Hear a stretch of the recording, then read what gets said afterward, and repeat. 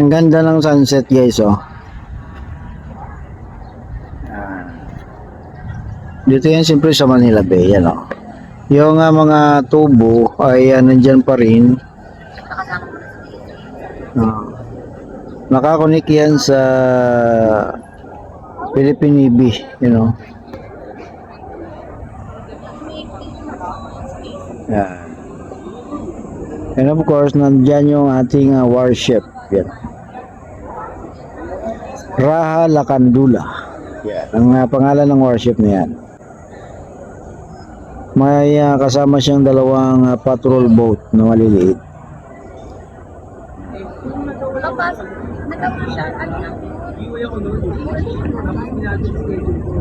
Napasok siya sa ating pagpapalas sa Mirano. Maganda. Okay, di pa kita mo yung pwede na ako mag-excited, no?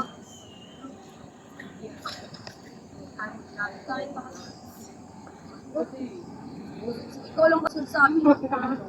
Sabi mo, ikaw lang kamo sa amin.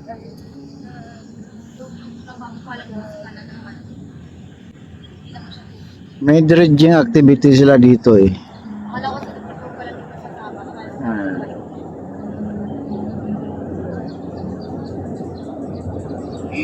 Ganda ng kulay ng sunset, oh. Siyempre nandiyan yung mga yate din, ano, ng mga may mga kaya sa buhay.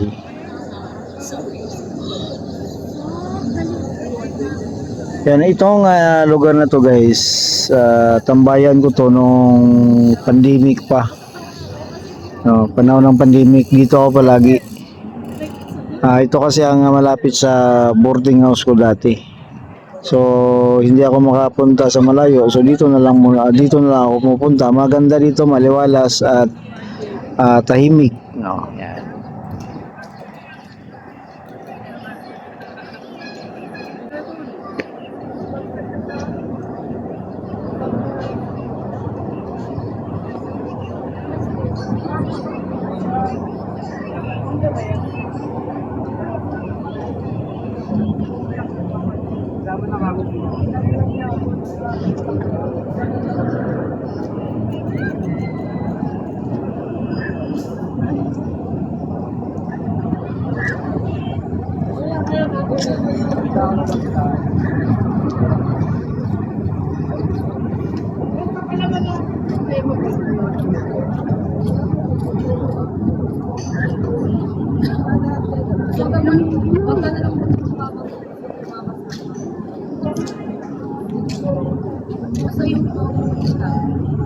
Kasi wala naman itong pasok para dito.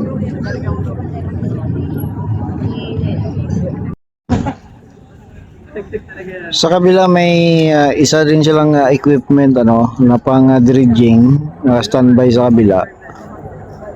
At mayroon din doon, no. So yan po ang breakwater, yung bato na nakalinya na yan. Hindi yung magandang panahon ngayon kasi kita yung bundok, no? Kapag minsan hindi makikita yan dito eh.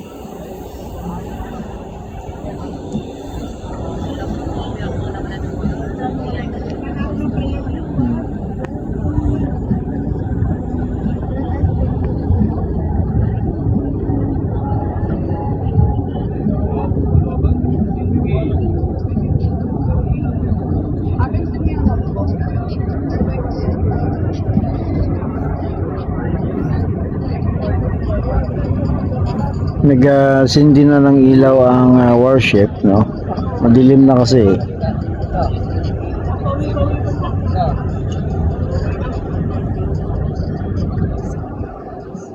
IV.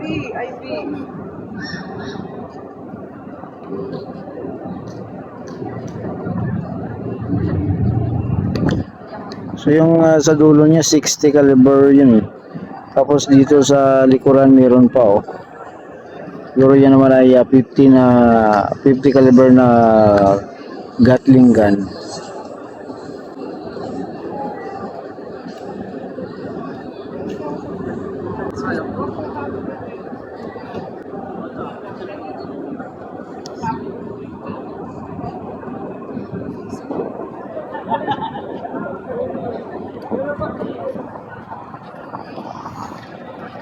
Paano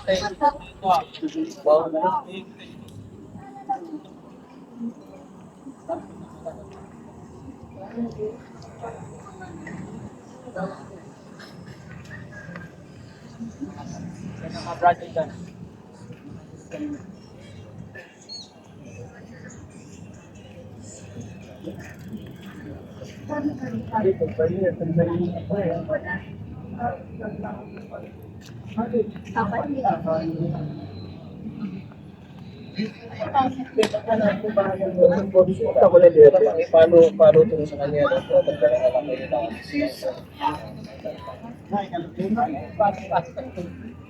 Yan, lifestyle ito na. Ulat naman ha?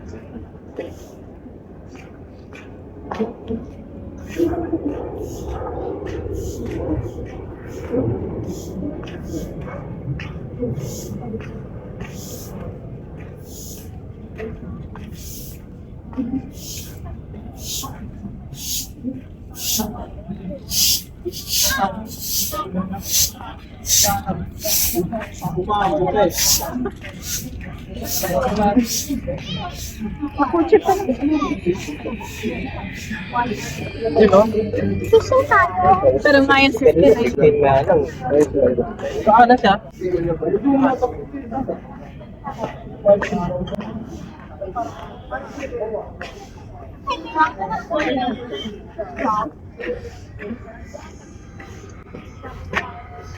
Sunset naman.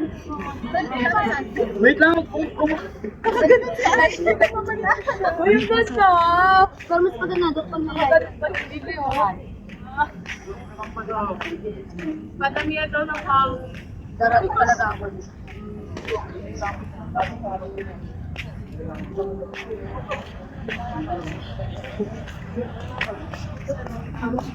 Nasa katiga na